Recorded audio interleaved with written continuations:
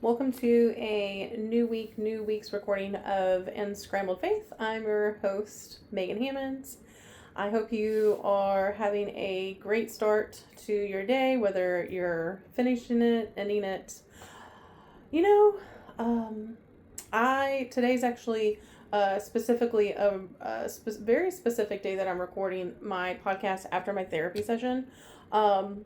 It's been a little bit. I honestly think the last couple episodes that I've recorded have been on various days, so this one is a little bit different.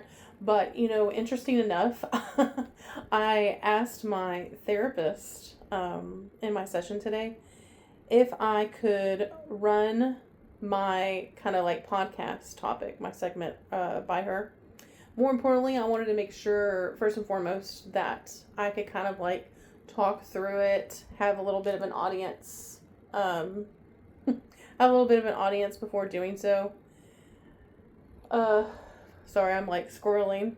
You notice that there's, if you're watching the full video, there's actually some new lighting, some new background, some new things I've added to the podcast, and hopefully I won't get too distracted, but if you see any movement over here, it is because my cat, Kirby, has decided, I think the flashlight that I recently purchased, the lighting, it's nice and warm, so I think she's getting a little bit of sun currently, so if you see any movement, that's what that is. So anyways, I digress, but like today's been Therapy Tuesday, and a couple of episodes. It's been a while since I think I've recorded for this podcast for Unscrambled Faith after a therapy session, but I wanted to run it by her. I wanted to talk it out, and more importantly, I don't want to, for one, it was timing. That's not the most important thing, but I did want to run it by her and just see and kind of get a feel of like how long this might have been. I was like, maybe this could be like a two-parter, one part, we'll see. But you know what? I am very glad that I did it because I realized that this is actually going to be in one part. And to be honest with you, I'm glad that I don't have to break it up into two segments. But yeah, so kind of segueing into, not segueing, but let's talk about like the last couple of weeks for myself. One thing that's been kind of weighing on my heart recently, rather heavily, is the word forgiveness. And I love one of those moments when God places a word or a message on our heart, and it shows up repeatedly in different ways. Like it shows up, whether it's through scripture, whether it's through messages that someone's relaying to us. It could be a song that you're listening to. Maybe it's the message that you're hearing in church. Whatever the case. So let me paint a picture for you guys, and we'll dive into kind of like what I want to talk about today and walk everyone through. So a couple weeks ago, like I said, the word forgiveness has been on my heart.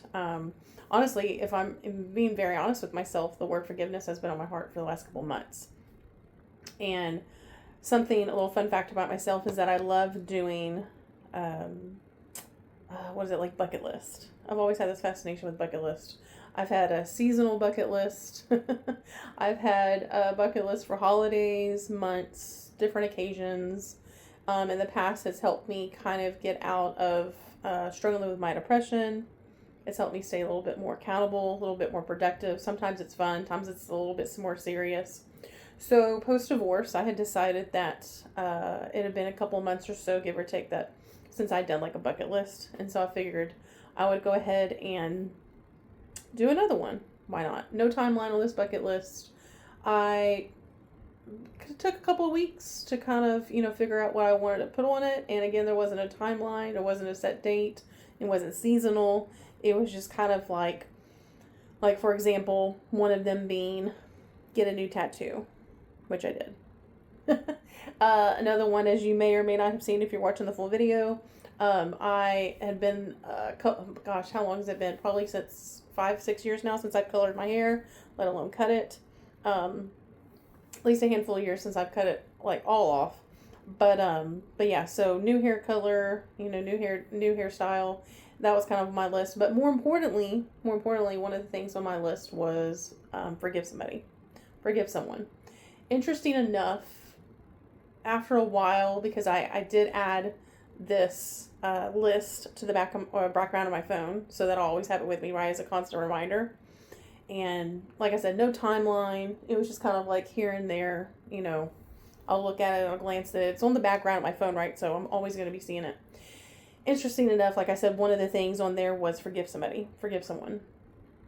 When I created this list a couple months ago, I think within my mindset, I think that the one person that came to mind that I was assuming that I needed to forgive was my ex-husband.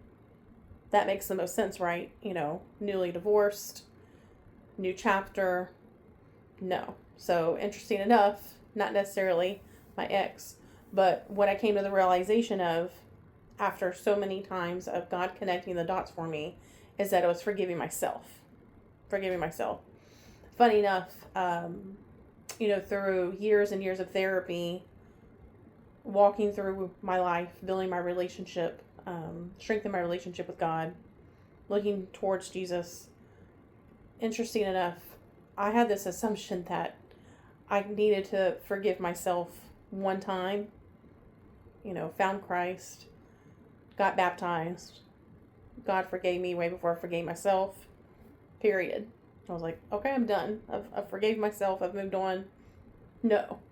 Little did I know that there are going to be multiple seasons throughout my life, and maybe throughout your life, that you'll need to forgive yourself. And so that was the theme that I realized, was that it wasn't forgiving anybody else but myself. So that's where it started, right? A couple months ago, I put it on my bucket list, forgive someone. Then it was about 2 weeks ago. There was a person that I follow. She has this incredible pastry, bakery, coffee shop that's near town. And I, for a while, have been getting into like craft classes that have been going on at this particular coffee shop. Okay. And I follow her on Instagram, and one of the things that I see posted is that they're hosting a women's Bible study group. So this is about 2 weeks ago or so. And so I go to the women's Bible study, have an incredible time. Wouldn't you know, you might already be thinking it, and you're right, the overall theme of the women's Bible study group that night was forgiveness.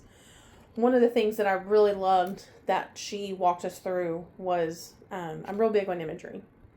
One of the things that she walked us through was the idea that we carry a purse with us, right? So not only figuratively, but literally as well. We carry a purse with us. So if you think about your purse, your purse is sometimes considered like what baggage, something that we carry with us. Now, in actuality, like I have a purse, right? I have a purse. I have things in there. If you think about what you put in your purse, there are a lot of necessities, things that we will always make sure, without a doubt, that we have in our purse, right? And in theory, we mentally carry a purse with us.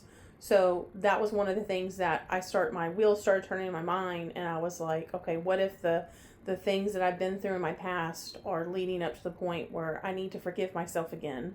And then she talked about things that we're putting in our purse that we're maybe perhaps not taking out, that God walks us through. Healing takes place, right? We name them, we address them, and then it's time to take them out of our purse. Immediately what came to my mind was my past relationships, from the time that I was much younger up until right before I got married and engaged. And over the last week or two, the theme of forgiveness was coming up. So, we talk about, like, again, I added it to my bucket list, comes up in women's Bible study group. I listened to the church message. I had a friend actually even today send me a video, TikTok video, and it had to do with forgiveness. And I'm like, but God, right? But God. And I knew, so that's kind of like the overall idea of this week's episode, is that over this last weekend, I purposely cleared my schedule. And I knew that originally the reason why I cleared my schedule was because I just wanted to not have to focus on anything specifically. I just wanted to relax, kind of wanted to like recharge my battery. Little did I know that God was wanting me to clear my schedule, because this was something that was going to take a little bit of a process. And I knew that this specific episode and this topic, if I was going to walk myself through my past relationships, I knew I wanted to figure out first and foremost the patterns between all the relationships that I've had in the past. If I could identify the patterns and figure that out, what are the lessons learned, And more importantly, the theme that I've had over the last couple weeks, the last month, is forgiveness. So can I figure out the pattern between my past relationships, where it's got me now to this point, and above all else, forgive myself through each and every single chapter, right? So that's why we're here. That's why we're here today, this week, is buckle up, because it's going to be a little bit of a story time. This is something that I have already written down, and it was a bit of a process. I'm not even gonna lie. I knew that first and foremost that I wanted to put pen and paper together. So I made a chronological kind of list of those that specifically came to mind that I had dated from a very young age, and again all the way leading up to when I got engaged. And the names that came to mind, I put them in order. And then I knew that, okay, now I want to mentally take myself down memory lane, right? And I want to walk through each of these individuals and kind of reflect, how I met them, who they were, lessons learned, red flags, their red flags, my red flags, what's the lesson learned. And again, after going one by one, then I'm not even gonna lie, I put a pin in it that I believe was maybe last Friday night. And then I was like, okay, sometime over the weekend, I'm going to pick this back up. And then from there, the process then began to develop the pattern. I wanted to kind of reflect then, okay, what's the pattern between each of these? And is there any kind of commonality? Because the most important part for me is to get to where I'm at now in my life and the forgiveness. So if you don't mind, I'm going to take a little bit of y'all's time. I'm going to walk y'all through kind of my process, and again, it's a little bit of a story time. And I think from all of this, the other part that interesting enough, another God moment on my bucket list, and it's actually right after. So line by line, it says forgive someone, and then right after it says I want to write a letter to my past self and then my future self. So at the end of this episode, I can't help but feel that this, in a way, is definitely going to be not only a profound moment for myself of forgiveness, but also writing a love letter to my past self as well. So I hope you enjoy it. So this isn't a story about all the people I dated specifically. It's a story about the patterns I kept repeating without realizing it. Here's how I learned my patterns of attachment, self-worth, and emotional survival through my relationships. So one thing that I think that would be rather fun is every chapter, every relationship that made a profound impact on my life, there's a theme. There's a name to each chapter. So as I go along, it's basically just going to be kind of like little mini chapters. So chapter 1, the library crush. I was a young girl who desperately wanted to feel chosen. When I think back on this time, I think of the Letterman jacket, the summertime, butterfly clips, puka shell necklaces, library CDs and tapes, finally feeling pretty and noticed. I was already carrying insecurities before I met him. His attention temporarily softened those insecurities. The breakup reopened them.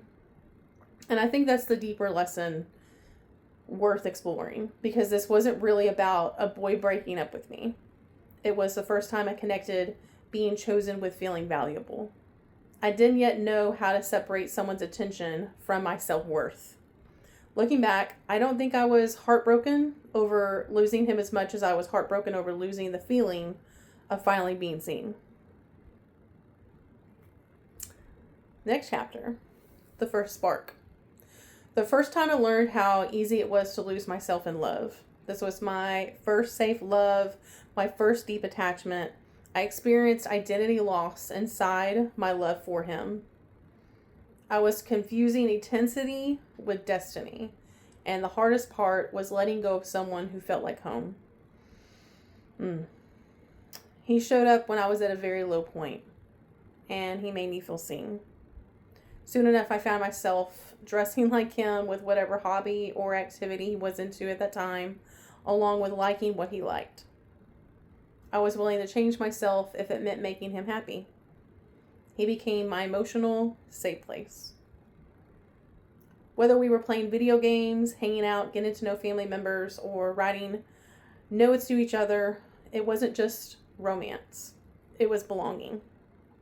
I knew it was finally over when he broke it off with me. And I still found myself emotionally attached over the next several years. We remained friends, but I couldn't help but feel like I was being strung along. I felt abandoned in our friendship. There was an overwhelming emotional finality at this point. So the lesson learned here was that I left someone who felt like home, but I didn't know how to stay myself inside of that love. And the pattern that's starting to develop from this point is seeking comfort, validation, and emotional safety and familiarity. And what it taught me was that my first experiences with love shaped how deeply I attached emotionally and how much I feared losing connection. I forgive myself for thinking love meant becoming smaller versions of myself to keep someone close.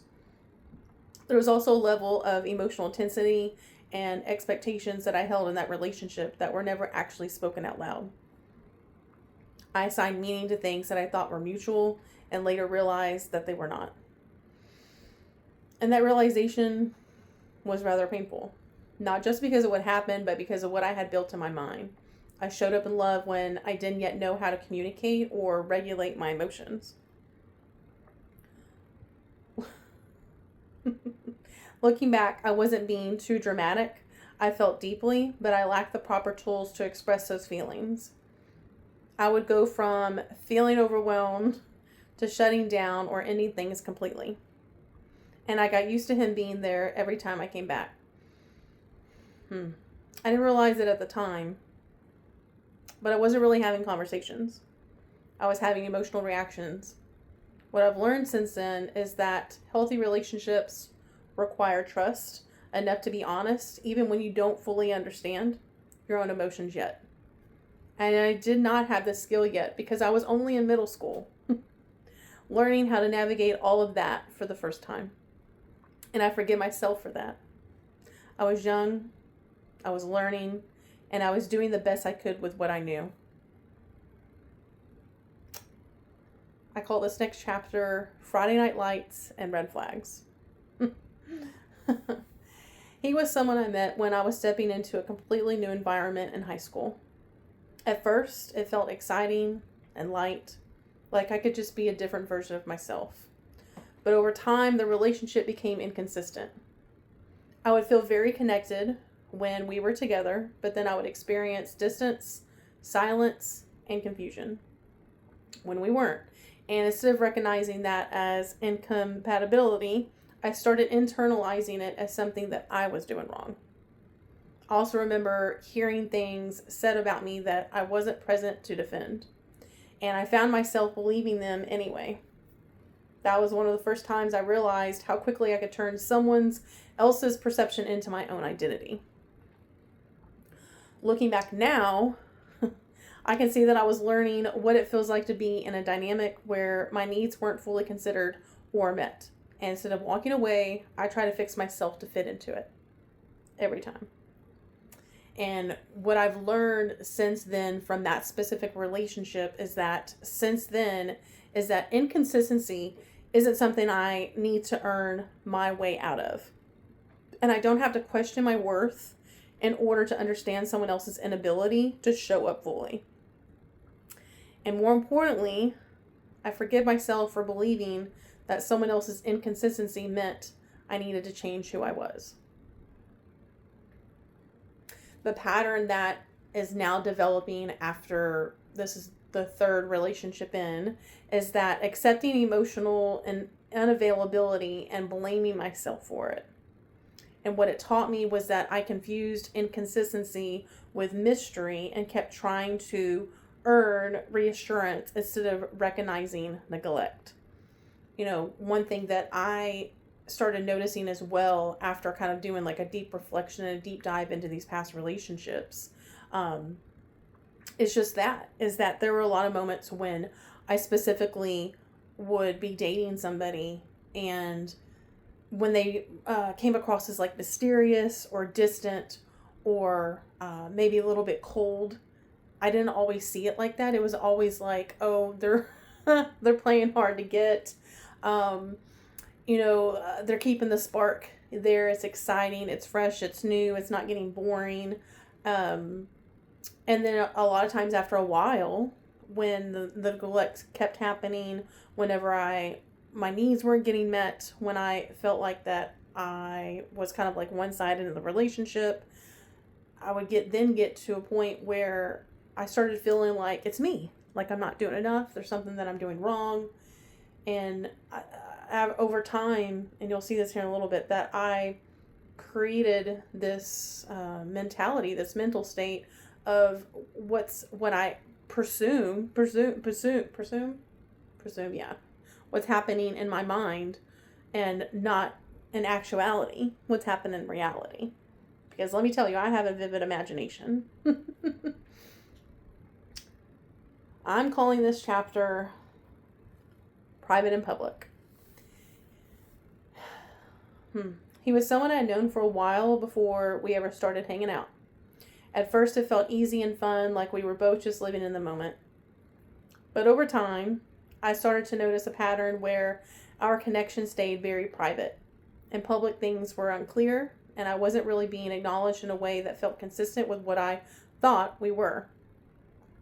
I didn't have the language for it back then, but looking back now, as an adult, I can see that I was in a dynamic where I was trying to piece together meaning from mixed signals. One of the most painful moments was them realizing that what I thought was mutual wasn't being mirrored in the same way on his side. And that was deeply embarrassing for me and confusing for me at the time. Especially, again, when you go into a relationship with these preconceived notions, like, I thought we were good, I thought we were happy, I thought we were in a good place.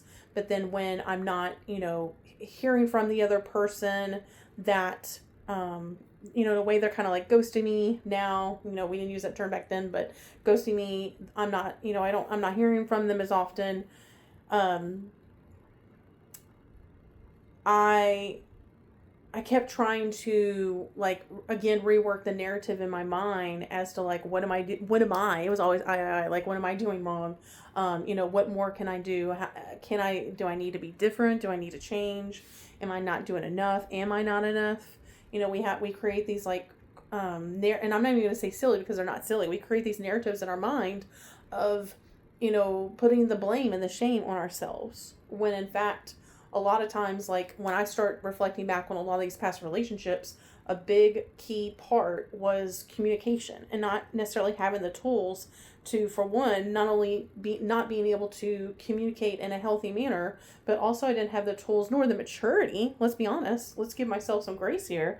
Like, I didn't have the maturity to be able to break it down as far as, like, how I can do it now, right? I mean, like, if only I could go back, if only we could go back, right, into the younger versions of ourselves and have these conversations and walk one another, like, through each of these relationships and these dynamics. Like, how different could life be? But on the other hand, it's like, I wouldn't necessarily, on the other hand, change anything, because all of this has brought me, like, to who I am today.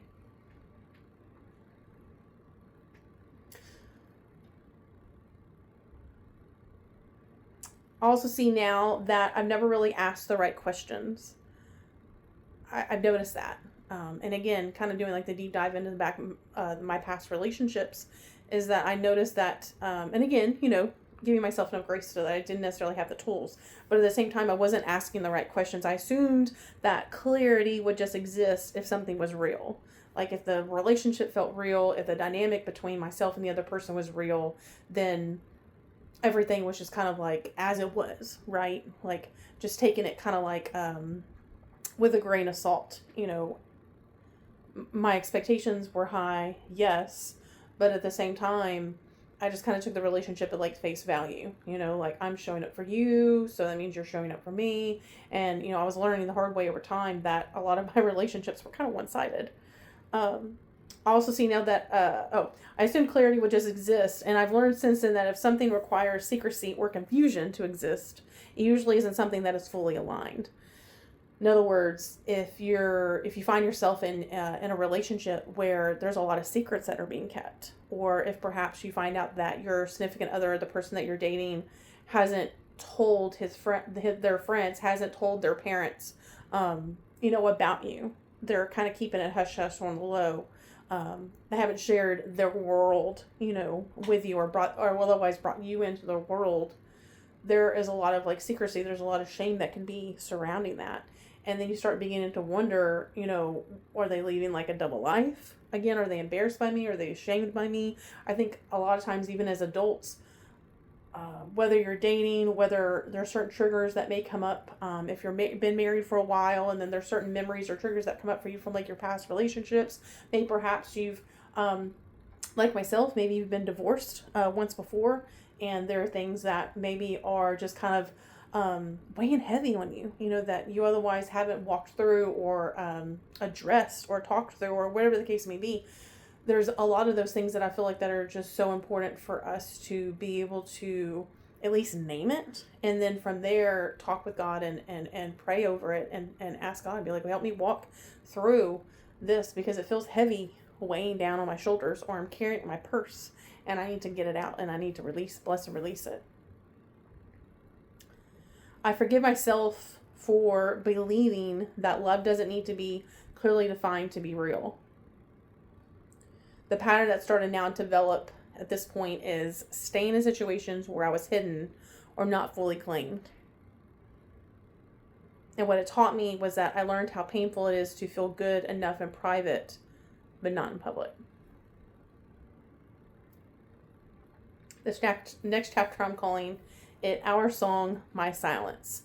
Now, I will say first and foremost, that this was a very pivotal point in the relationships that I've had up until this point. Right now, I'm finding myself these specific relationships right now around the time that I was like in high school. And I think it's very important to talk through the things that are a little bit more taboo, a little bit more heavier. I actually recently came across a show that I really love. I've really really got into the series, but I came across this show, and one of the things that the show really truly helped me heal and kind of like bring to the surface is that whenever someone, when we're a victim of trauma at any point in our life, those things just don't go away. We pack them in our purse, we carry them with us. And it's interesting kind of like the dynamic and the way it plays out with not only how, with like our friendships, but the relationships that we have from that point on, if we do. And not only that, but then the relationship, the dynamic that we have within ourselves. So there's that. And one of the things that I myself have noticed is that over the years, since high school, since that traumatic experience happened to me, that every time I talk about it, whether it's like this through my podcast or with a friend or whatever the case may be, but the more that I put it out there and I speak life into it, the less and less and less I'm taking like the stigma out of it, and I'm making it a little bit more kind of like neutralized, to where the trauma response is not, it doesn't affect me as much. It's still there. It's still a part of me. It is, it's a part of my past, but it doesn't define me. And I think it's important to have these conversations with our friends, with our family members, with our daughters, with our nieces. So I want to go ahead and just kind of preface that and say that, and I'm not going to blame you if you want to hit pause. If this might necessarily, I don't know if it'll be like a trigger for you, if not, but I will say that if you are at a place in your life where you have had trauma, specifically sexual trauma happen to you in the past, I would pause it here and then maybe come back to this another point. Otherwise, like I said, this is a big pivotal point in my dating experience in my life. And even though as much as I would have loved to kind of like skip over this, I know that through therapy and, with myself personally in my heart, that it's important to talk about this. So this chapter, I'm titling it Our Song, My Silence. There's one relationship in high school that is much heavier for me to talk about. In that relationship, something happened that I did not fully understand at the time, and I did not have the language for what it meant.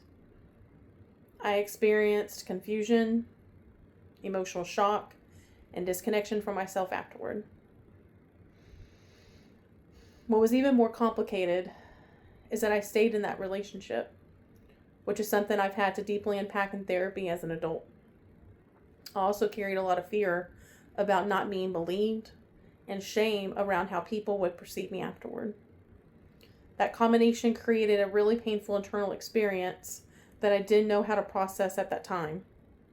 Looking back now as an adult, I understand that my nervous system responded in survival mode. And I forgive myself for the ways that I coped when I didn't have the emotional tools or support that I needed back then. What I know now is that confusion, silence, and staying in something does not equal consent, clarity, or safety. And I'm no longer holding myself responsible. More importantly, I'm no longer holding my younger self responsible for what she didn't have the capacity to understand. The pattern at this point that started developing is confusing trauma bonding and survival with love. What it taught me was that trauma deeply affected my self-worth, boundaries, and future relationships more than I could ever realize at that time. And I forgive myself for the ways I try to survive emotionally in situations I didn't yet have the language to understand.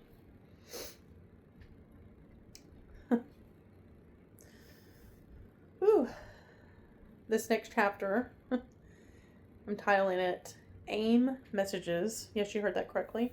AIM Messages and Mixed Signals. He was someone I got to know through a really unique season of my life. And a lot of our connections started long distance through messaging before we ever spent time together in person. That created a sense of excitement and emotional closeness early on. When we eventually started dating, there were moments that felt very connected and very real, especially in private settings or around close friends. But over time, I began to notice a disconnect between how things felt in private versus how they appeared in public. I didn't have the emotional awareness back then to understand what that meant. So instead of questioning the dynamic, I started questioning myself. I found myself waiting for clarity that never really came in a consistent way. Looking back now, I can see how confusing that was for me emotionally, because I was trying to hold on to the private version of the relationship while also ignoring the public inconsistencies. And I forgive myself for staying in confusion longer than I should have, because I didn't yet understand that love shouldn't require me to shrink, wait, or question my worth in order to be acknowledged clearly. The pattern at this point is romanticizing potential and ignoring obvious warning signs. And what it taught me was that emotional intimacy behind closed doors means nothing if someone refuses to acknowledge you openly. That to me is huge. Acknowledging that our self-worth is so important, that it's not okay to have a relationship with somebody that only wants to have the relationship behind closed doors. It's not okay. No matter what you tell yourself, no matter what they tell you, it's not healthy. It's not good. It's not good for anybody. And you can keep telling yourself, like I told myself, after a while, I didn't really see anything wrong with it for the longest time. And I think it was because being at such a young age, specifically in high school, I had all the things going on. I was involved in a lot of social activities. I took dance outside of class. I was busy, closer into like my senior year. I got a job and, was going to school, of course, but I was working and I had a life. I had a social life.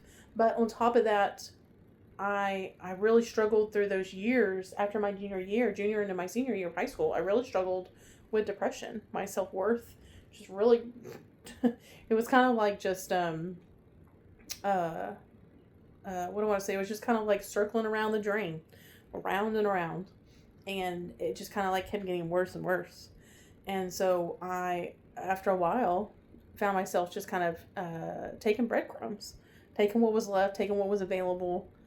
Any guy that looked my way, thought I was pretty, or I thought they were funny, I thought they were smart, or maybe they came across as collected, and or they otherwise were part of this disillusion. Let's be honest, that I had of the possibility of, I just want a boyfriend. I just want a companion. I just want a boyfriend.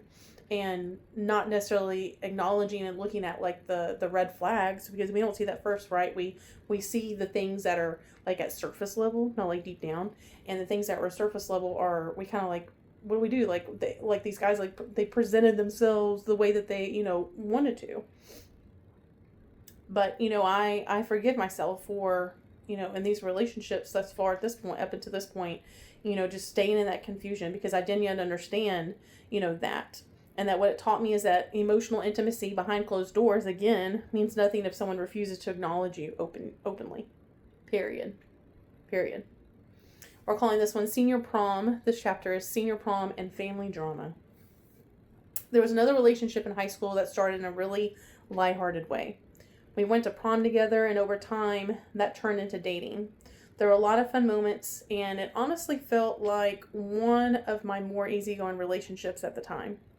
But the relationship ended because of family circumstances outside of my control. I didn't have the ability to make that decision for myself, and it was a situation where I had to step away from something I actually cared about.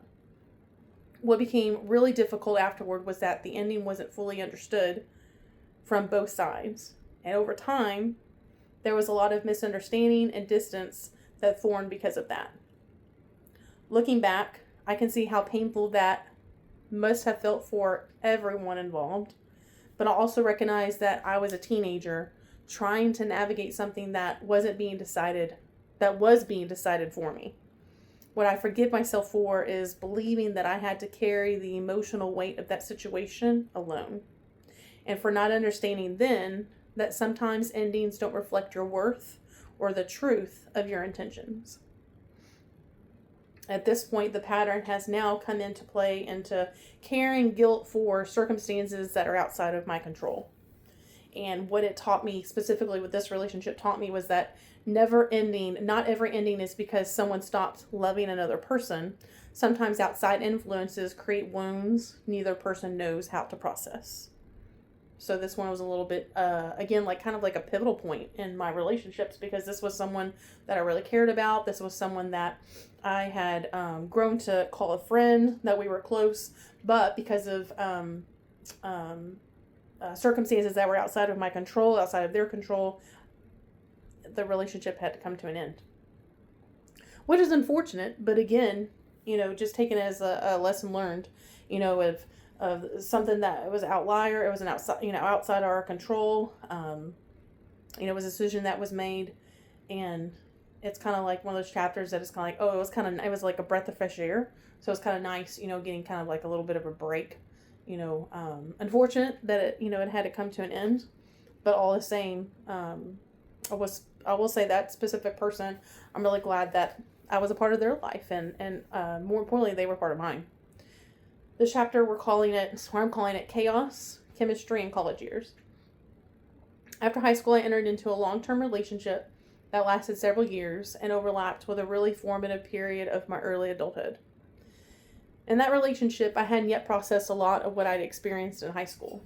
And I can see now that it most certainly deeply influenced how I showed up emotionally. I struggled with trust, consistency, and with the understanding that my own emotional, and with trying to understand my own emotional responses.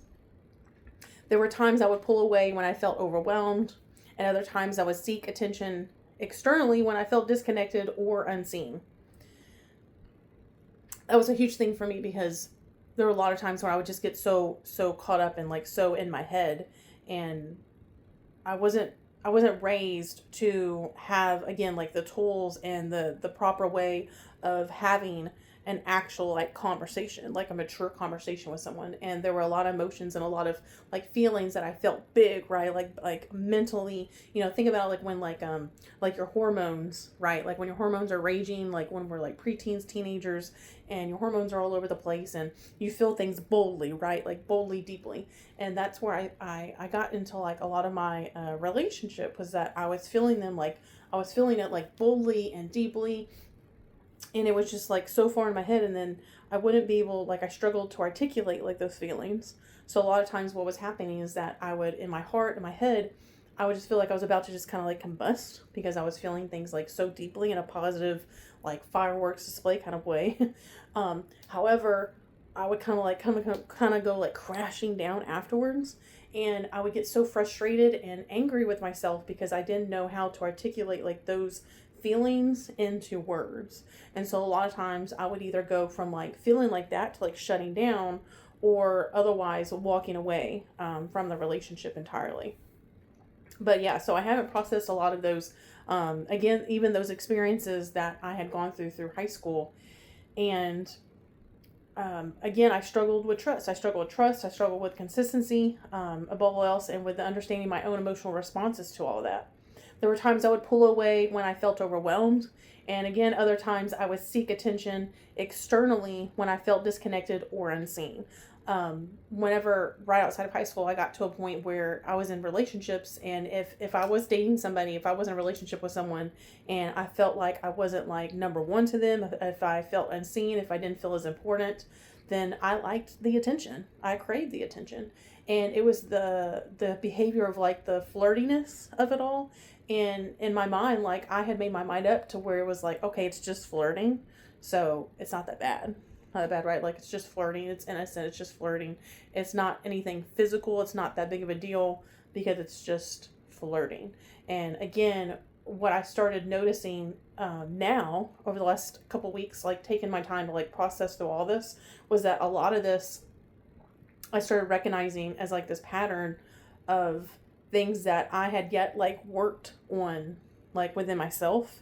And a lot of the things that I was not processing, or things that I was internally struggling with within myself, were traits otherwise that I was connecting with into like each of these relationships. At the time I didn't understand these patterns, right? Like we're, young and impressionable, and we're experiencing life, and everything's coming at us at like this rapid pace. And because I haven't processed all this, right? Like all this I'm still carrying in my purse, and it's like weighing heavy on my shoulders, and I'm bringing all of this ickiness like into like one relationship into another. And I didn't understand. I didn't understand these patterns, and I didn't even know that there was honestly even a pattern to begin with. I mean, do any of us? We have these bad behaviors, right? Or like we could say like, oh, I can't find the right person. I just have one crappy relationship after another. Or, I have friends that have been married more than once. So, if they've been married more than once, they're just like, I keep coming into these patterns. I keep falling into the same behavior, the same patterns over and over and over. And so, I honestly did not realize, and again, until I started breaking it down, and putting names on it and calling it out loud and processing it like one after another, that they really all are connected, and in a big way, bigger than I could ever imagine. But yeah, there were times I would pull away when I felt overwhelmed, and there were times I would seek that attention, outside of that relationship. I just knew that I was trying to cope in only the ways that I knew how. I had this empty void, right? I had this void, since everything that had happened to me in high school. Like I had this empty void. I just kept feeling it. I kept feeling it with stuff. I kept feeling it with external things instead of like turning inward and doing the work within myself. I was finding all of these external things just constantly like fill it up. Again, filling my purse, right? Like filling it up and filling it up. But the thing is that those things are only temporary. Those things are only temporary, and they only last for so long, and then it goes away, and then we're looking for the next thing. And it's just like this endless chase. This infinity chase that's just never going to come to an end. looking back now, I can see that I wasn't fully emotionally regulated. Not yet. And I didn't yet have the tools to sit with discomfort or work through conflict in a healthy way. There were also dynamics in that relationship where I didn't feel emotionally safe or fully seen in how I was being responded to which made everything more complicated for the both of us. I mean, how can any of us feel safe when you're in a relationship with somebody that you don't trust, that you can't be like your full self with, that you can't, you don't feel comfortable enough, safe enough to be able to open up and talk to them? You have all these things that are going through your mind, right? All these things that you're processing, things that you want to share. But at the end of the day, like, if you don't feel safe, if you don't feel like you can trust that person that you're with, how could you possibly be your most authentic self and show up with them like in that way if they're in return not being consistent and open, with you in return?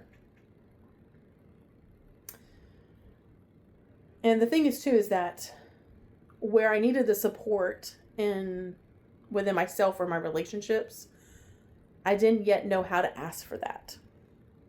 And that was frustrating in itself. But I forgive myself for not knowing how to stay emotionally grounded while I was still in the process of healing during that time. And the pattern at this point is using relationships. I found myself using relationships, attention, and chaos to avoid the healing that needed to take place. During this time in my life, the absolute worst thing for me would be to sit still. I didn't say no to anybody. My calendar, my schedule was always filled with things. And I always felt like that the busier I was, the better off I would be. And little did I know that I was avoiding the stillness. I was avoiding kind of hitting pause on my life. And then doing like I'm doing now, sitting still, having a conversation with myself, more importantly, having a conversation with God. And I refused to do so because I didn't know what was going to happen. I just didn't like it. I didn't like that feeling. I felt anxious all the time. I knew that I just didn't want to slow down. And I knew that if I slowed down, then I knew what was going to happen. I knew it in my heart, even though I denied it. I was like, no, I'm good. But I knew that if I sat still and I sat in the quiet, that I was afraid of the peace. I was afraid because chaos was my love language. My life, the more chaotic it was, the more it felt that I was more alive. I felt that it was the excitement, the chase and the mystery of it all. And it just created for a little bit more, I guess just exciting. And when things would get dull down or too good to be true, then I would kind of go digging around, poking the bear, so to speak. And then it got to where, I struggled. I didn't want to be myself. I didn't want to sit with myself. What it taught me, though, at this point is that I kept looking outward for fulfillment instead of addressing the unresolved trauma and emptiness within myself. And again, because I didn't want to look within, so instead I was going to external things, whether it was alcohol, whether it was drugs, whether it was guys, whether it was friendships, you name it. I was constantly feeling the void. And it was whatever was available at the time, whatever made me feel good, whatever could numb all the things that I did not want to process and acknowledge. But above all else, the heaviest of all was that I was carrying this immense amount of shame because of all of this. That was just kind of if you think about the saran wrap game and you're adding more and more to the saran wrap and then the ball gets bigger and bigger. That's what I kind of picture with my life, with my past relationships, is that the more and more that I wasn't processing and healing and sitting with, I was bringing it into one relationship after another. And then the heaviness that I was carrying on my shoulders, the weight of it all just kept getting bigger and bigger. And talk about the mental load, right? The mental stress. This chapter, I'm calling it Shot Smoke and Situationships. During a break in a long-term relationship in my early 20s, I found myself in a short-lived, casual relationship with someone I met through work. That season of my life was very much about distraction and trying to feel something different than what I'd been processing emotionally. I craved for something different. It was lighthearted at first, fun in a social sense, but very much rooted in living in the moment. But looking back now, I can see that I wasn't emotionally grounded at the time. I was still carrying unresolved feelings from my previous relationship, and I was making decisions from a place of avoidance rather than clarity. That experience did not last long, and it ultimately ended as quickly as it started. What I take from it now, at this point in my life, is I don't take regret. I don't regret that. I don't regret that specific relationship. But what I do need to do, what I am doing, is bring an awareness to the fact that at that time, I was still learning how to, again, sit in my emotions and process my emotions. What did that look like for me? And instead of escaping my emotions, because that's what I was doing for a long time. And this kind of started getting into like a big pivotal point where my emotions were kind of like coming to the surface at this point, and I no longer got a sense of that I wanted to like push it down or numb it, that it was like, it's right in front of me. Like, this is a very pivotal point, especially specifically in my faith, and the relationship at this point that I'm starting to develop, like with God, and that it's imperative, it kind of, as this starts to like, kind of starts taking like a little bit of a turn, that I no longer want to feel like this. I no longer want to be like this. But again, I was still learning how to sit with my emotions instead of escaping them. And at this point, after this specific relationship, I can forgive myself for not recognizing then that I didn't need any more distractions. That what I did need was healing and stillness. And the pattern at this point is I escape through distraction, partying, and temporary connections. Because let's be honest, that's all it is at the end of the day, is that it's temporary. What it taught me at this point is that not every relationship is meant to become something deeper. Some are reflections of where we are emotionally at the time. I think I'm going to need to say that one more time. Not every relationship is meant to become something deeper. Some are reflections of where we are emotionally at the time. One of the things that I made a note specifically on here that I thought was pretty interesting was when my emotions were coming up in a way that it was kind of like discomforting, like uncomfortable, that I didn't like it, like something was stirring like within myself, within my spirit, within my mental load. When the emotions for me was getting, like I was getting uncomfortable, at that point, instead of taking it on or processing it like in a healthy manner, what I was doing instead was I was going back to familiarity. So what that meant for me was that I was going back to my exes. A lot of times I would date somebody new and we would break up for whatever reason, and then I would regress and I would go back to a past relationship, and then I would date somebody new, and then I might at that point go maybe like 2 exes before that. And I was always revisiting my past relationships. But again, it wasn't necessarily like I convinced myself for the longest time like it was I'm in a different place in my life.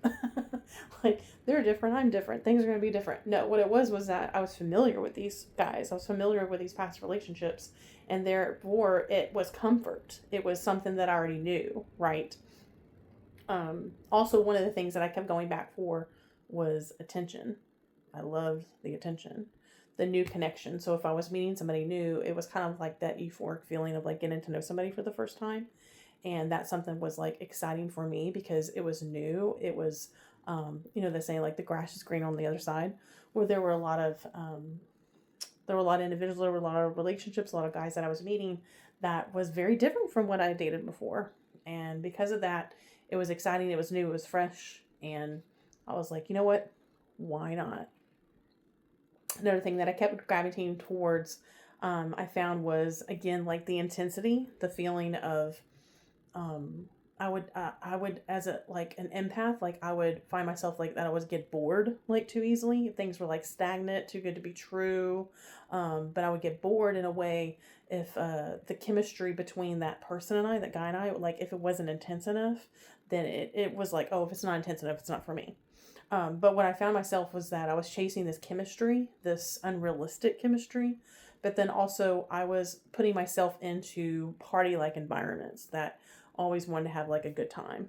And that to me for the longest time was like what it was all about. And again, it was like filling that void, filling that emptiness for myself. And also, more importantly, was a distraction. I lived for the distractions, the avoidance of being still.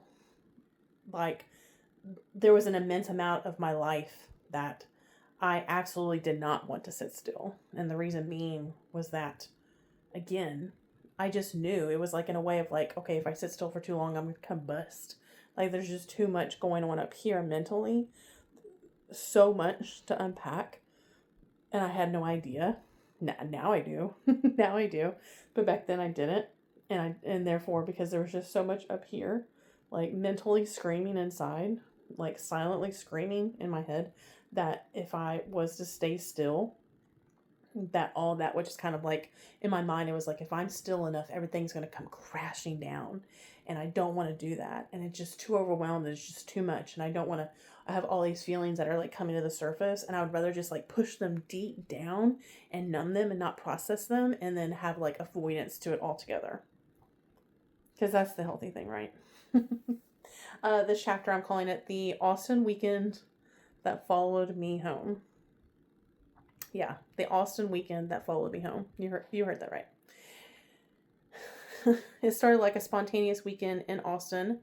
Fun, chemistry, and what I thought was just a one-time connection. The shift in this relationship was when the boundary blur started taking place. Like the boundaries were not there anymore. And instead of it kind of should have stayed at like a weekend thing, it developed into so much more than that. And whenever the boundaries were crossed, then that was kind of like when control took over. And then what began as casual weekend thing, it turned into something that slowly felt more controlling and emotionally unsafe. Jealousy, accusations, and constant suspicion started showing up where trust otherwise should have been. And in that specific relationship, when it started escalating,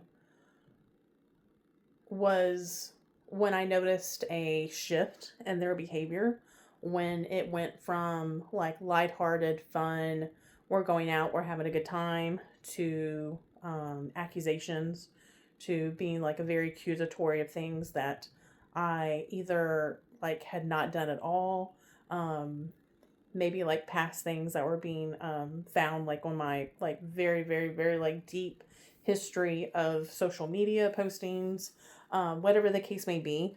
But the behavior shifted, and when I started noticing the shift in their behavior, that's when I knew that like I was like, oh, like I'm in trouble. Like this isn't the same. This isn't the person that I first met. And eventually the relationship at that point became unsafe, and then it did cross physical boundaries.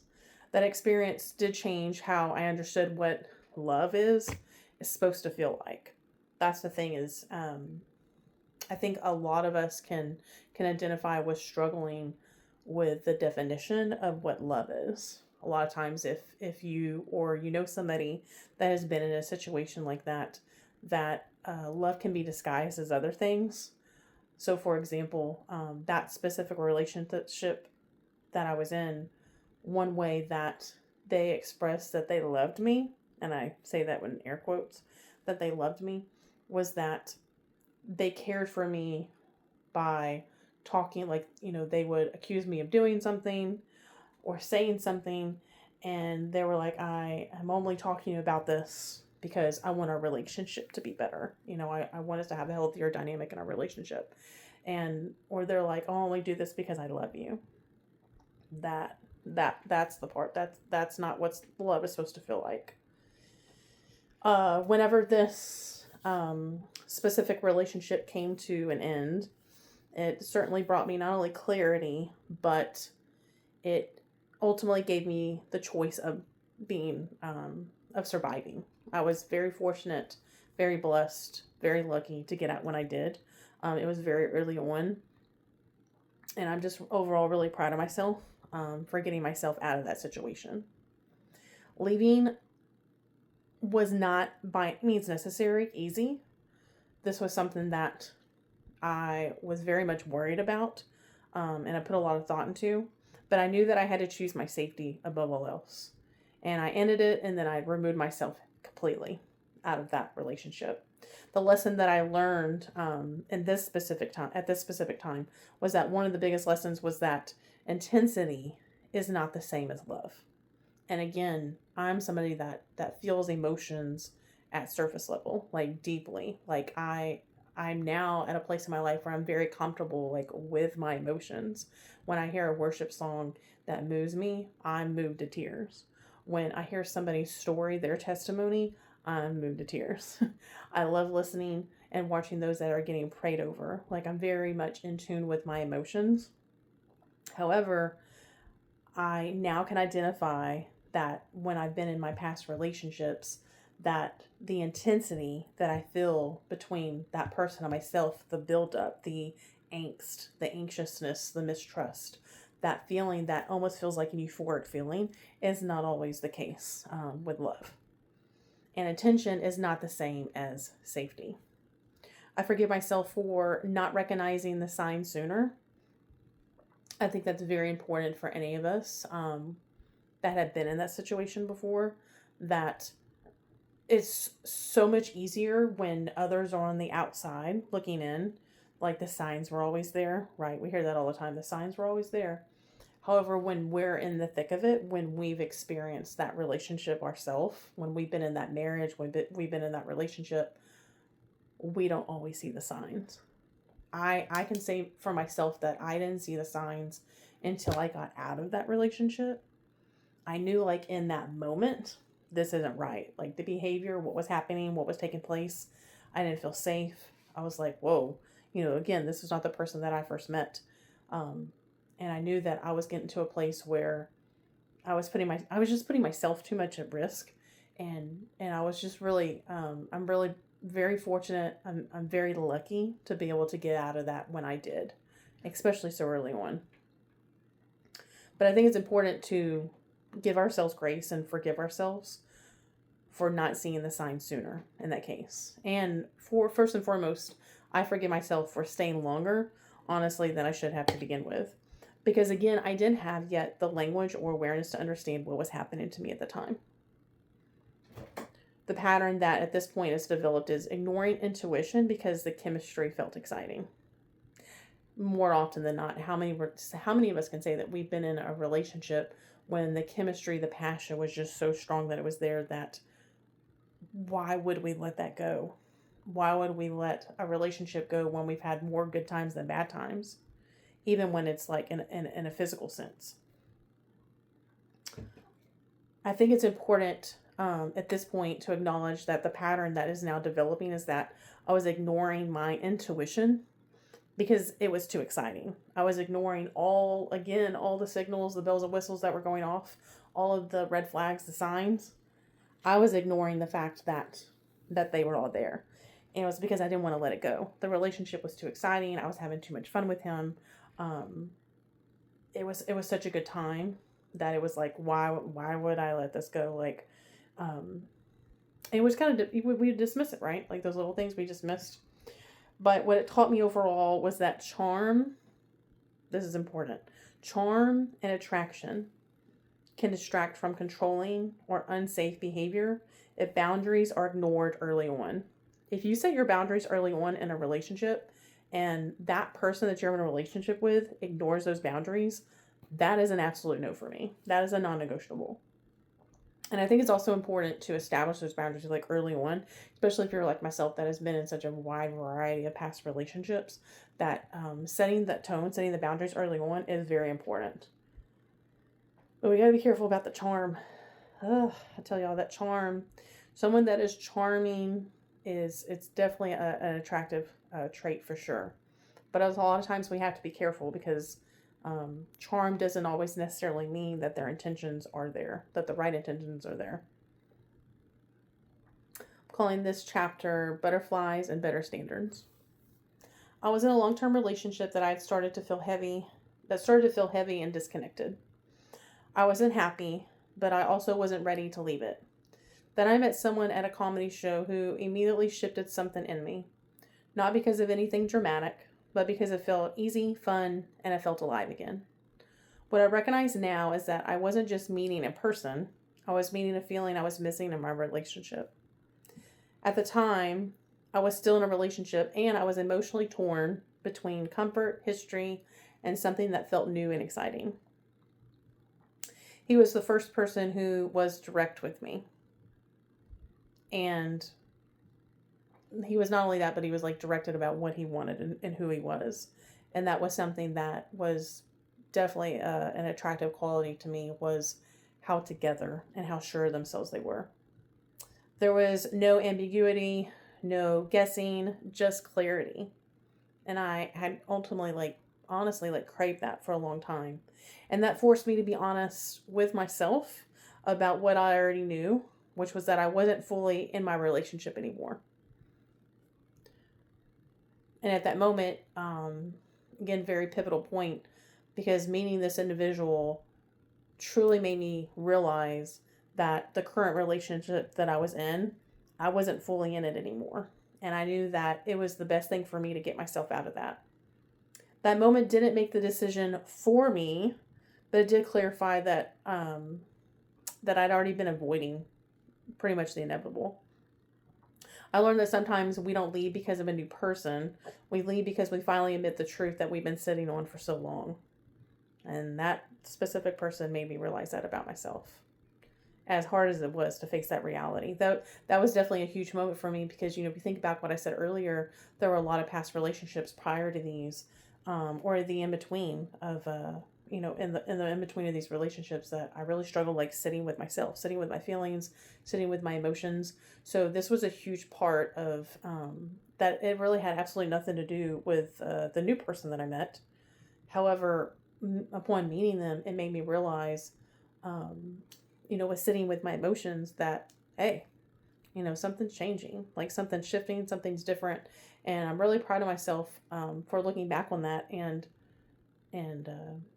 following through instead of ignoring it. I learned that sometimes we don't leave because of a new person. We leave because we finally admit the truth.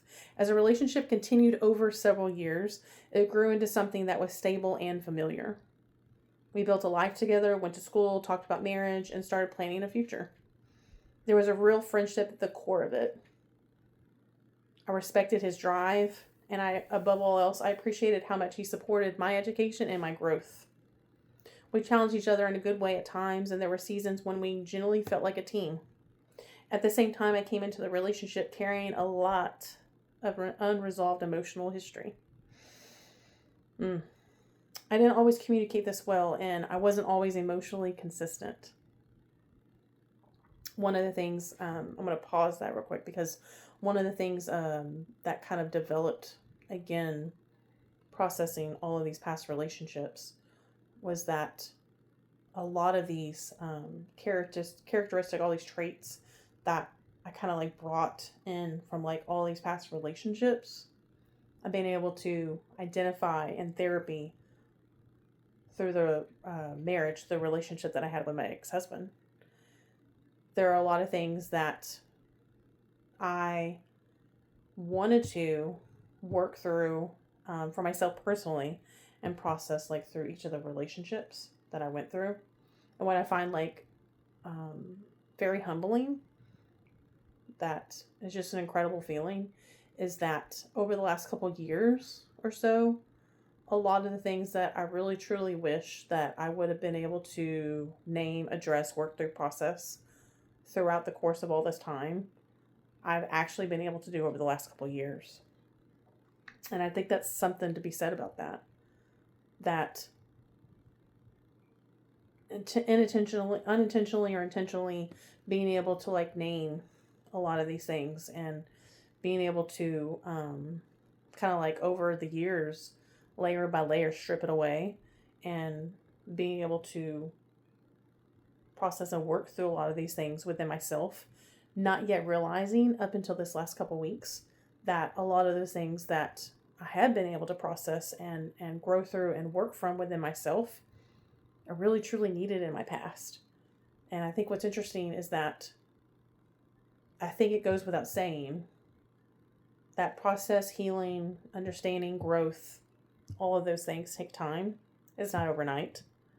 That, if you think back on, we're talking about a span of like 20 years, that a lot of this, I mean, who knows what version of myself, who knows what could have happened, had I had the maturity, the experience, the tools, necessary to be able to like sit in each of these moments, right? Like in between relationship after relationship. I think that's interesting, right? Like I find that interesting that like I wouldn't change anything because my past has brought me to, to who I am now.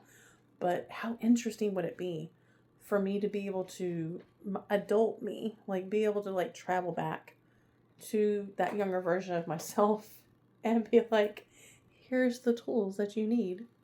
Or what are you doing? Get out of that relationship. Or turn around. You don't need this one.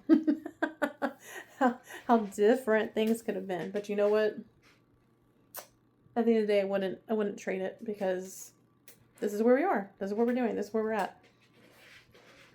But again, this specific relationship, I came in like carrying a lot of unresolved emotional history, and I didn't always communicate well, and I wasn't always emotionally consistent. I also realized I had a pattern of using relationships to process things I had processed within myself.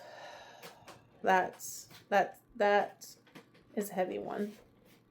And I'll repeat that. I also realized that I had a pattern of using relationships to process things that I had not yet processed within myself. So interesting enough, it's not like I purposely sought out, each of these relationships. But what I find to be interesting is that some of these struggles, some of these things that were taking place between myself and the other person that I was dating, instead of like addressing again, instead of like taking it away. I mean, give myself enough grace, right? Because I was so young to begin with back then. But isn't that interesting? Like how within every relationship that I went through, I was just taking it along with me. I was just carrying it into the next one and thinking like, oh, I'm going to fix you, instead of like turning internally to myself and be like, how can I fix myself? How can I work on to become a better version of myself? Instead, it was like, I'm going to work on you. I'm going to fix you. Over time, I started going through a personal and spiritual shift. I began questioning who I was becoming and what kind of life I wanted to build for myself. And then at that point, I reached a point where I felt like I needed to step away and reset. Looking back, I can see now that both of us were growing in two different directions. And we didn't always have the tools to navigate those conversations in a healthy way. Don't mind Kirby. If you hear it in the background, she's trying to get comfortable with all of my gift bags. The pattern at this point that started developing was finally experiencing emotional safety, friendship, and partnership while still carrying unresolved baggage. And what it taught me at this point, this specific relationship taught me that healthy love can expose the parts of yourself that still need healing, honesty, and emotional maturity. I just think it's interesting, like how a lot of this started coming like full circle in this relationship specifically. How there were a lot of like unresolved feelings and emotions about myself and in my past that were starting to come up in a way of a little bit more of like a healthier way that I needed like to do for myself, and I needed to, start working through. Thus began also my journey with therapy. This was kind of the turning point where I believe I was still in college at the time, and my degree, I was pursuing a bachelor's in psychology, and so it just so happened that I needed to actually like log so many hours with so many classes, with therapy sessions, things of that matter. And who would have thought, right? Who would have thought, like, talk about God's perfect timing for me to be able to, like, start seeking out, different types of therapists and be like, hey, I actually legitimately do have these things that I want to walk through and process and talk through. And so that's kind of like this began my journey at this point with therapy. But after that relationship ended, I made a decision then to step back from dating and then focus on myself. I needed space to rebuild emotionally and mentally. That season was not perfect. I was still struggling with depression, identity, and coping in unhealthy ways. But I was trying to find my footing. I think it's important to, again, grace just keeps coming up in my mind, like during this podcast recording, is that it's important for us to know first and foremost that God gives us grace. Grace is already there, and there's an infinite amount of grace. But I think it's also important too for us to give ourselves grace. And specifically, like I think about this part of my life where I was actually actively pursuing a relationship with Jesus, and I didn't quite know what that looked like yet. But I knew that healing needed to take place within myself. And then there was this journey, this process that like started coming, through that. And then I, as hard as it was from walking away from that specific relationship, I knew that it was important for me because with the shift within the dynamic of myself and the other person, that I knew that it was important for me to kind of extract myself out of that relationship. So then I could focus a little bit more inward. Remember, I was wanting to do that for so long. And so I then at that point, little did I know that God was calling on me and on my heart to start doing the inward work, within myself. But I was trying to figure out who I was outside of relationships, because I defined myself for so many years over and over again, through the relationships that I was in. And I little did I know that I was having almost this identity crisis, and I would latch on to who I was dating, and it was whatever they liked, I liked, and I just kind of got lost in translation in that, and because I didn't my self-worth was low. Again, I carried shame. I didn't love myself. There wasn't enough there, and therefore I was again looking for external things, and I knew that it was important for me to kind of hit pause on relationships at that point, and then to really begin the work again, within myself. And I just knew that I needed to figure that out outside of being in a relationship. And for a while, I truly felt lost. When I look at all of this entirely all together, I can see the same patterns repeating.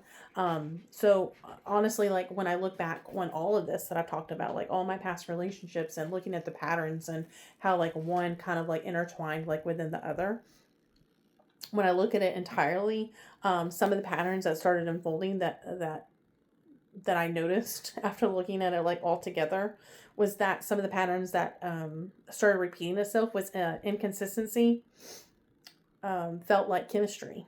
So, inconsistency felt like chemistry. And attention felt like love, and uncertainty felt like connection. I forgive myself for thinking love had to feel confusing. I forgive myself for staying longer than I should have. I forgive myself for not having the tools I didn't have yet. Now I understand that my relationships were never random. They were reflective. They showed me what I hadn't healed yet. Looking back at all these relationships now as someone who's newly divorced, stepping into an entirely different chapter of my life. I think what I'm finally understanding is that healing isn't just about finding the right relationship one day. It's finally becoming honest with myself about the patterns that I've carried, the wounds that I've ignored, the ways that I've abandoned myself just to feel chosen. For so much of my life, I kept searching for love to validate my worth instead of realizing my worth needed to exist before the relationship ever began. I confused attention with connection, chemistry with safety, and being wanted with being truly valued. And now, for probably the first time in my life, I'm learning what it means to sit with myself without rushing to fill the silence with another person, another distraction, another almost love story. This new chapter is teaching me that peace is not boring, stability is not weakness, and healthy love should never require me to betray myself, shrink myself, or constantly question where I stand. I can now look back with compassion instead of shame and realize that every version of me was just trying to survive with the tools that she had at the time. And maybe that's the real beginning of healing. Not rewriting the past, but finally learning from it enough to stop repeating it. Wow. All right. So that's it. That's it. And if you made it this far, I personally want to share with you my appreciation for being here in this space with me. I cannot wait to find out what's kind of like going to transpire over the next couple weeks. After like kind of sitting with this and processing this, over the last week or so, getting to this point has definitely been a journey. It was very healing talking all this through in therapy today. So thanks to my therapist for that moment. And I appreciate you all. I appreciate you all listening to me. I hope I don't know, maybe this brought up something from maybe something you went through or currently going through, or maybe perhaps it brought up some memories for you as we kind of like went down my own memory lane. Whatever the case may be, thank you for hanging out with me. If someone maybe came to mind that you think would benefit from this, definitely share it with them. But thank y'all so much for hanging out with me. I can't wait till the next podcast episode. Who knows what we're going to talk about at this point. But otherwise, thank y'all for hanging out with me. And as always, don't forget to unscramble your faith and find clarity in the chaos. Till next time.